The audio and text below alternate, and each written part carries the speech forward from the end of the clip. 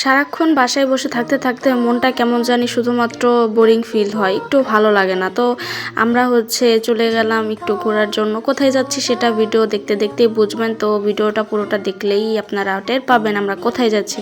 আসসালামু আলাইকুম এভরিওয়ান, সবাই কেমন আছেন? সবারটা কেমন গেল?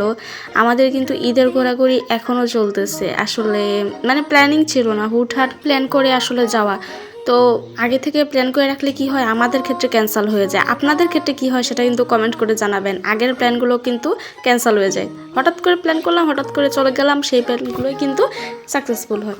তো যাই হোক, আমরা চলে যাচ্ছিলাম গাড়ি দিয়ে। তো খুব ভালো লাগতেছিল। আর যেহেতু আমরা বিকাল 5টার দিকে রওনা করেছিলাম বাসা থেকে, তো ভিতর দিয়ে যাচ্ছিলাম। আসলে আমরা মেইন রোড দিয়ে যাইনি। তো ভিতরের রোডগুলো এমনিতেও ফাঁকা থাকে আর ভালো লাগে, প্রকৃতি দেখতে দেখতে যাচ্ছিলাম। তারপরও যাওয়ার সময় 2 জায়গায় জ্যামে পড়েছিলাম।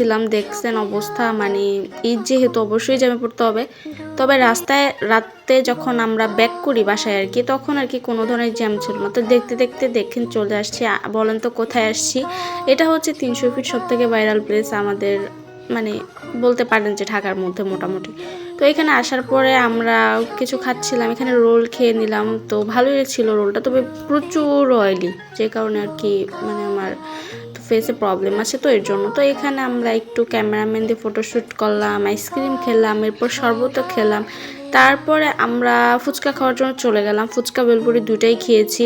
এখানে 4 রকমের টক ছিল, মিষ্টি টক, তারপরে কাঁচামরিচের টক, তেঁতুলের টক, আর ছিল পুদিনা পাতার টক। সব থেকে বেস্ট ছিল মিষ্টি টক। তারপরে আইসক্রিম খেয়ে নিলাম। এখন বাসায় চলে যাচ্ছি। আজকে ভিডিও পর্যন্ত, আল্লাহ হাফেজ।